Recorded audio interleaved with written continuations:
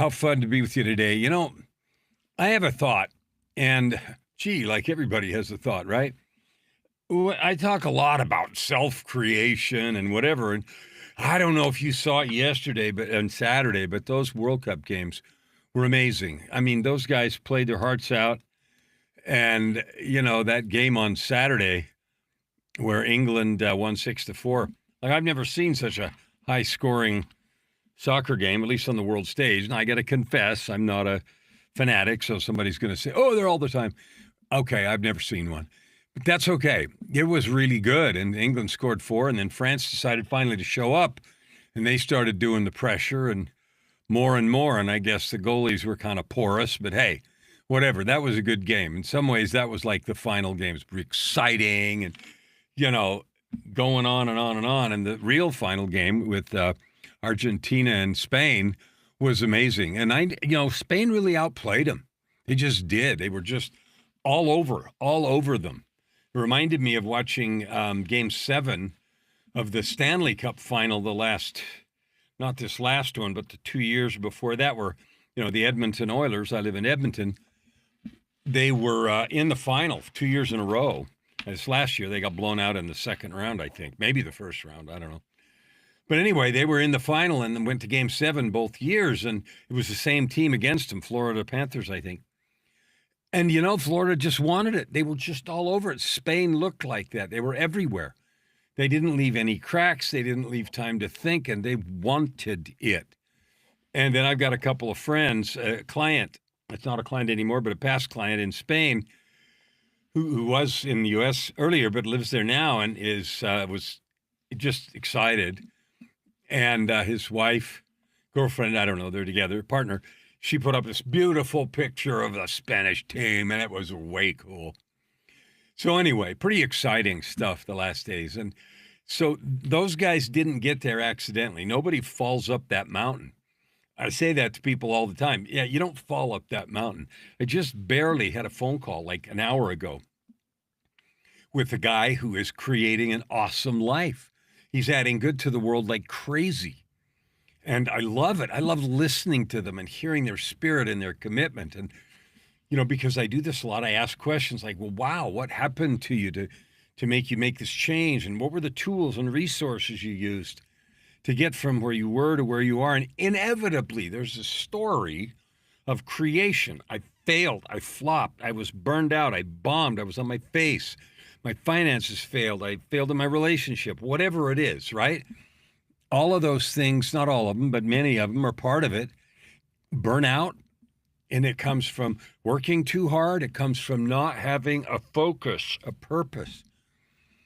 Except I'm supposed to make money. If you're a man, you're not supposed to express your feelings, although it's getting better these years. Decades ago, when I was facing the same kind of crisis, you're not supposed to have those feelings. Suck it up, hold it in, and get your shit together, man. That was the deal, right? Of course, anybody that was part of that, which is probably most of you, know that. And it's still like that. Not as much, a lot less. And he's now moved through a series of traumas and trials and struggles and difficulties. And he's now focused on, guess what? Helping men learn to connect with their emotions, experience them, share them, deal with them, allow them not to make them mush, but to help them get in touch with who they are and what they're really feeling, and then move forward to create. And I love that. So anyway, I'm hoping, I just sent him the info on the shows. I hope to have him on one of the podcasts or LA Talk Radio or something pretty soon.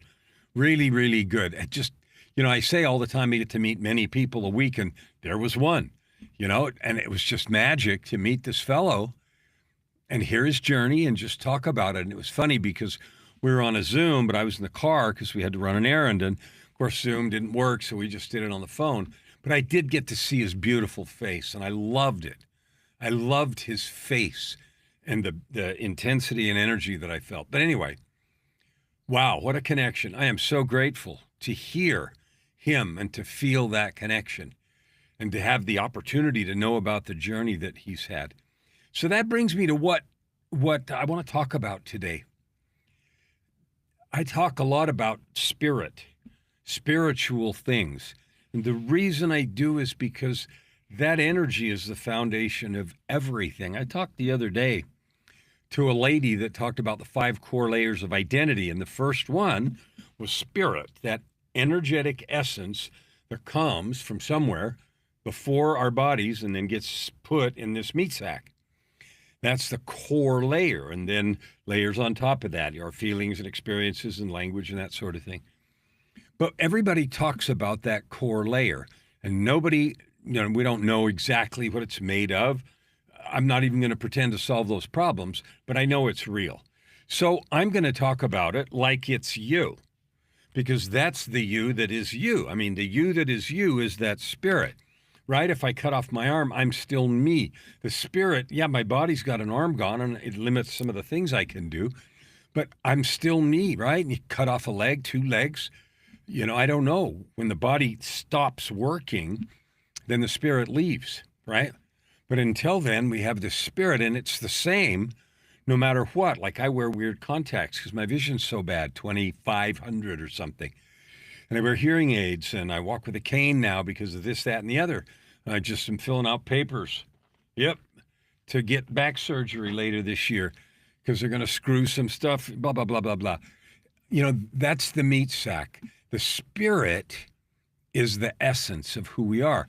So that leads me to what I want to talk about, because sometimes people talk about the universe, the conscious unified field, or the overriding intelligence or whatever, because people are so afraid to use the word God, because God has been minimized, mutilated, and stuffed down into the boxes of religion, organized religion, and most of the religions, I haven't been part of all of them, so most of the religions mutate, eliminate, don't really have very good answers for questions about what we're here for and what we're doing. And those are the fundamental questions of life. And so we all end up with these weird ideas. Maybe they're not weird, our own ideas of what's going on out there. But it all can't be going on at the same time. One of the ideas that I've heard that I find interesting, and I'm certainly not negating anyone's ability to have their own idea. When they describe why we're here, one explanation I've heard more than once is God got bored. He was perfect. He'd already accomplished everything. So he got bored and he wanted to have more experience. So he created us as an extension of himself. And I've heard other equally interesting things. And one of them is that, this force, like think of the Star Wars force. It's out there. It's powerful. We can feel it, and some people can channel it, but it's just kind of interested in balance, the yin and yang balance. I'll tell you what I know, okay? Here's my experience. You got to remember, maybe you know this, I died once in 2018, like flatline, died in the ICU and all that kind of stuff. And here's what I know about that force, the universe. I know that being is intentional, directional, and individual. All right, those words down. Intentional, directional, and individual. Creation is not accidental. God didn't get bored. Agency does not mean indifference. And love does not mean that every choice is equally wise. So I want to go from that place. And if those things offend you, then I'm sorry. But this is what I know from my visit with the divine, from seeing an unspeakable field in the universe and energy and creation and, crazy stuff. And if you're interested in what I saw in detail, you can see it in the book. I wrote a book called Meeting God at the Door, because I had 3 conversations that took place at a doorway. And you can read it or not read it. But here's what I know. The divine mind, there's one, particular sort of thinking that calls it the divine mind. I'm not going to object to that. The divine mind is not neutral. It's not. A lot of spiritual language treats the universe like Star Wars. Light, dark, cosmic energy floating around, and the great assignment is to keep it balanced. Dramatic, the music's excellent, and the lightsabers are undeniably cool, but that's not what it is.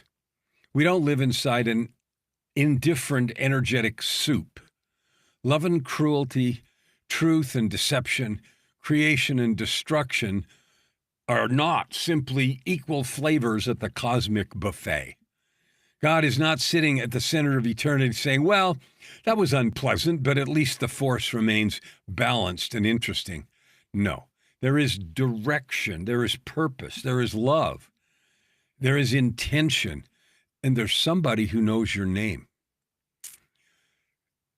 Now, I talked a minute ago about God being bored, that somehow God, who is infinite, perfect, and complete, and therefore apparently terribly bored, with nothing left to experience, and created us as fragments of himself so he could finally have some novelty. And so we're here because somehow eternity needed better entertainment. I don't resent people thinking that. We're each responsible. We use our own metaphors to explain things larger than our mind can hold. I got it. But the idea that the infinite, perfect creator of all things was sitting around eternity bored is just absurd. Boredom is a state of lack. Boredom says, what I am experiencing is insufficient, and I need something outside myself to make existence tolerable. That's Tuesday afternoon at a staff meeting. It is not God. God is infinite intelligence, love, infinite creation, and eternal being, and creation doesn't arise from deficiency. Think about that. It arises from abundance. You are a product of abundance. So am I. It doesn't arise because God needs us to fill a hole. It arises because love creates, intelligence organizes, purpose unfolds, and divine life differs. Divine life offers other beings the possibility of becoming. So that's what we're here for, the possibility of becoming. Now, there are three things that I know we're offered. We have consciousness and the ability to think in a way that no other animal thinks. Dogs don't think about yesterday and tomorrow. They don't sit around with regrets. They don't plan. They don't have consciousness in that sense, and they don't have intention the way we do to set goals and create, make promises and that sort of thing. And they don't have agency. So when I died, and I'm not saying it's the only thing you could see, but when I died and saw what I saw, I did not encounter a neutral field. I encountered a person, radiant, loving, and unmistakably present, unmistakably a father. Someone can say, well, perhaps that was simply the form God ordered for your human mind to comprehend. Okay. I'm not interested in having that argument right now over divine wardrobe and manifestation protocol. I'm telling you what I experienced. It was not vague. It was not impersonal. It was not a blob. It was not an electrical fog humming contentedly in the center. It was a personal presence, intelligence, recognition, and love with direction in it. And that matters because love without direction is just sentiment. Love with direction is parenthood. A loving parent does not merely say, okay, kid, everything you do is equally wonderful. A parent sees possibility and knows the child individually. One of the things I failed at as a parent, I didn't do that well. I see all these things now, and if I could do them differently, I would. But what I know about creation is that each of my children, even though I failed in some material respects, have the same divine heritage that I do, and the yearning inside will pull them, if they want to go, toward their own divine possibility. A loving parent creates conditions for growth, allows agency, teaches, invites, corrects, forgives, protects, and sometimes watches the kid learn through consequences. That doesn't make the parent indifferent. It makes the parent committed to the child's becoming. So the first word I use about this presence is that it is intentional. Our existence is not an accident. Creation is not a cosmic sneeze. You aren't random debris that acquired a vocabulary and Wi-Fi. You're here on purpose. Intention means there's intelligence behind the creation. There's design, invitation, possibility, and purpose. Think about that. It means the existence of conscious beings capable of choice, love, creativity, forgiveness, service, and moral growth is not simply a curious side effect of chemistry. The glory of God is intelligence. And the work and purpose of the divine is to help us grow, to bring into existence our own growth and immortality and life, which is the opportunity to learn, grow, choose, develop, and perhaps become like our divine parent. And that's intentional. It doesn't mean, of course, that every detail is micromanaged, because we all make mistakes and other people do, and that impinges on us all over the place.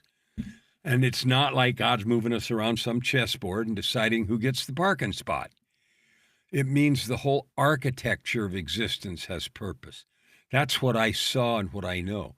Our agency has purpose. Learning has purpose. Growth has purpose. Failure has purpose. The capacity to fall on our face and make mistakes. I was a drug addict for years. Every single thing has a purpose and a learning. And that doesn't mean God stuck me in as a drug addict. It means that in errors of my agency, I went there, and all of that had a choreography that allowed me to learn. So we're not accidental. And if you're not accidental, then your life deserves more than accidental living, don't you think? The second word I use is directional. Divine mind, or the divine intelligence, I use the word God, you use whatever you want, is not only purposeful, but it's moving towards something. It isn't do whatever you want and hope it all turns out okay. The universe doesn't work like that. I can't counteract the law of gravity and the principles of quantum physics because I don't like them. There is a coherent, choreographed possibility that you and I have the choice to take part in. The direction is one of growth. It's one of goodness. It's one of development, creation, love, truth, and increased capacity. All you have to do is think about what happens when we behave opposite those things. Destruction, hate, falsehood. That drives separation and destruction. Look at life. Seeds become plants. Children become adults. Bodies heal. Minds learn. Skills develop. Generations continue. Creation expands, adapts, and reaches toward fulfillment. Everybody yearns for that. Every living thing yearns to fill the measure of its creation. Yeah, things decay. Bodies die. Storms destroy, diseases occur, bankruptcy happens.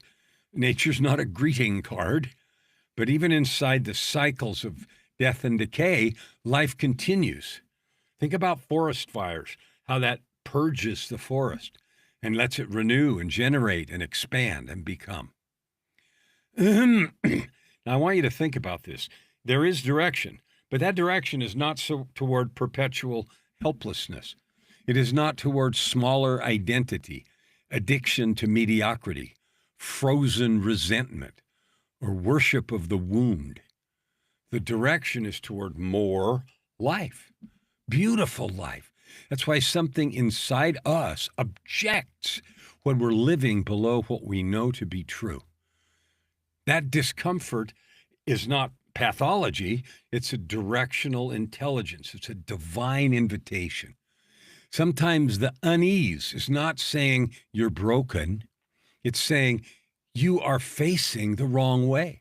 The third word I use is individual. So intentional, directional, and individual. This third word is best said this way. God doesn't love humanity as an abstract blob.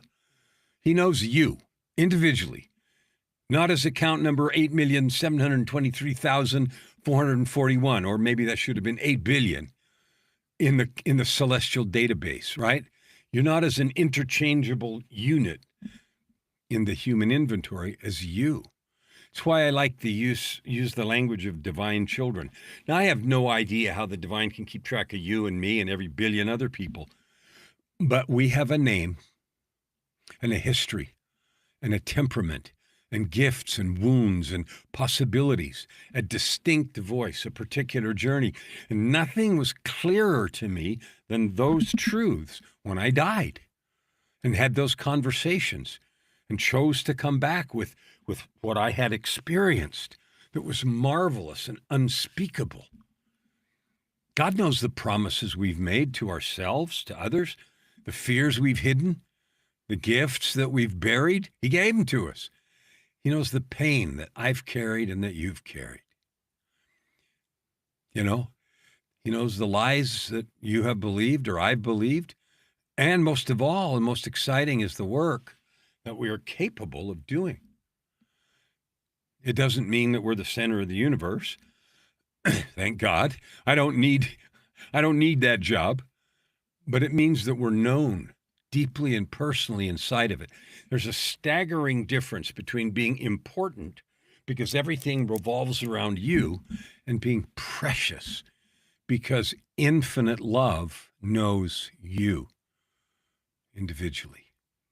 The first creates narcissism and arrogance, and the second creates reverence, responsibility, and belonging. Agency is one of the things I said: consciousness, intention, and agency. And yeah, the acronym is the CIA, but whatever. Here's where people sometimes get confused. God gave us agency, meaning we have the right, the opportunity to choose. Does that mean every choice is equally fine? No. When you think about raising kids, running across the street or staying on the sidewalk, those choices are not equal. Agency means we are free to choose. It doesn't mean every choice produces the same result. You know, use a silly example: hand on a hot stove or not. I got right here, my thumb. You can't see it, but I got a burn on my thumb. I was cooking with the toaster oven, burned a hole in it. And, it's just finally healing. The universe supports agency. It allows the choice, and it provides immediate thermal feedback in the context of the stove or my thumb. I can choose bitterness, dishonesty, cruelty, addiction, avoidance, resentment, cowardice, self-betrayal. I can choose all those, and I have. Maybe not every one of them, but many of those sound like a life I used to live. I'm free to do that. So are you. I might be really highly skilled at some of those things. I was a drug addict and a highly functioning executive. What a mess. But freedom to choose doesn't erase the consequence. Consequences: I was terrified all the time. I lied like a cheap rug. I got really good at it. Oh, what a joy, a great thing to be good at. Some other choices enlarge us. Some shrink us. Some create trust. Some destroy it. Some choices increase clarity and some increase confusion. Some create courage and capacity. Others create bondage, fear, isolation, and pain. And that doesn't mean, of course, that God hates us when we choose badly. He created this space so we could choose, but it does mean that reality is directional. A loving universe doesn't remove cause and effect. In fact, it seems to be that this agency is designed to help us experience this cause and effect and figure out which choices we want to make because the effects are reinforcing and positive. Cause and effect can be uncomfortable. A world where every choice produced the same outcome wouldn't be loving. It would simply be meaningless. Agency matters because becoming matters. Love is not the approval of everything either. Okay, sometimes we've confused love with approval. That's not the same. God loved me or you when I was in the midst of my addictions, the midst of my pathological lying, and in the midst of doing bad, destructive things. He did not approve, but his love was evident in the fact that in 2007, I had a 2x4 upside the head and had the chance to choose to change direction. Love does not say everything's healthy. It does not call poison nourishment. It does not call abuse kindness. It does not call cowardice wisdom. It does not call betrayal authenticity. It doesn't call chronic avoidance self-care. Love tells the truth. Sometimes gently, sometimes with a 2x4, because apparently have some of us, me, I excelled uh, at having bad spiritual hearing. It's funny, I wear hearing aids anyway, too, right? Maybe we have excellent spiritual hearing, but only at construction site volume, right? Divine love, fortunately, I'm grateful beyond words, is not fragile. It held my mistakes and can hold all of our mistakes without endorsing them. It can forgive us without pretending nothing happened. Forgiveness is not ignorance. It invites us to come without denying consequence. And I'm not pretending to have a complete handle on how all that works, but I know what has happened in my life and the life of those I've worked with. The universe, God, can know and show our infinite worth while still calling us to become more honest, more loving, more disciplined, more courageous, and more useful. That isn't condemnation, it is direction. And so we create all of our lives inside this relationship. And that changes the whole conversation. We participate in creating reality that we experience. Our thoughts matter, our consciousness matters, our attention matters, our interpretation matters, agency matters. The state we live in affects what we notice, what we choose. Those of you who follow me know I talk about notice and choose all the time. It affects what we build and what is possible. But we're not creating inside of a neutral field. We're creating in a relationship with the divine, a divine being who is nudging, inviting, showing, helping, but not removing consequence. We create life inside of our divine love, and we're creating inside an intelligent reality that gives feedback, invitation, consequence, grace, and opportunity. If we think about it, if I want to ignore the law of gravity and step off a building, asking why God allows bad things to happen is like asking why I hit the ground. Conscious creation is not simply how do I manipulate the energy field to get the outcome I want. That's spiritual consumerism with incense. The better question is, what am I being invited to create with the divine talents that I have, and who must I be to create it cleanly? That question contains humility and staggering power. The problem with believing the universe is neutral is neutrality can become moral laziness. If everything's simply experience, then nothing really matters. Cruelty is experience, love is experience, betrayal is experience, service is experience. Fine. Everybody is just helping God expand the cosmic scrapbook. No way. Experience matters because becoming matters. What we practice is what we become. We come into this world with nothing except the memory and gifts we were given, and we're going to take nothing that we create here home. The only thing we're taking home is what we've made of ourselves. What we practice becomes us. One of the phrases in my PTAC is, I am my word. I speak only truth. I do what I say. I am who I seem. And I repeat that to myself every day, a lot of times, to put everything I say through that filter. Whatever we repeatedly choose writes itself into the body, into the nervous system, into the mind and the spirit. It writes itself into the presence and the effect we have on others. There's a huge difference between becoming more loving and becoming more cruel. There's a difference between becoming sovereign and becoming controlling. There's a difference between using agency to create and using agency to destroy. So what does that mean to you today?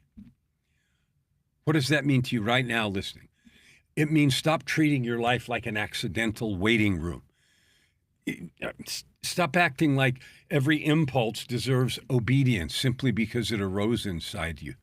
Stop using the universe accepts everything as an excuse to avoid discernment, growth, ownership, and consequence. Learn to listen for direction. What is it that creates more truth? What creates more love? What increases your courage? What expands our ability to serve? Right? What makes you cleaner, clearer, kinder, stronger, and more alive? What helps you fill the measure of your own creation? And what moves the other way? What creates fear, shrinks you? What keeps you small? What trains you to betray yourself or abandon yourself? What makes you less capable of love, service, ownership, and joy? You may not have certainty. We're never going to see the whole path, but direction is often visible long before the destination, like one true step, face toward life, toward love, toward creation. God is not neutral. He is not bored. This isn't an accident. The universe isn't an indifferent machine balancing random energies. Divine mind is intentional. It knows you. Your existence is beautiful. You are capable. You are capable of anything you want to create. And people say that all the time, but then everybody dismisses it, but you don't experience or express or go into how that actually happens. People wave their hands and say you can create whatever you want, but nobody follows up with the mechanics. Life pushes us toward growth, truth, love, creation, and fulfillment. The divine knows your name. You and me, we have agency. Our choices matter.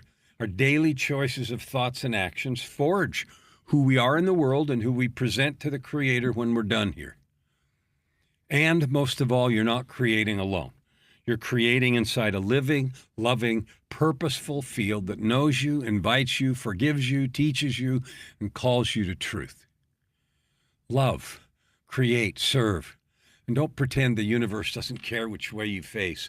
Now, if any of this speaks to you, get a hold of me. There's a URL on there, yourultimatelife.podcast.com. There's a contact form.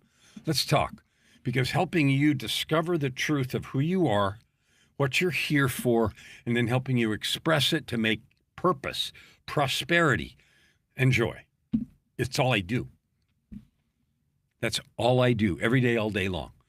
I meet people and I learn who they are and acknowledge and honor your beauty and growth and possibility.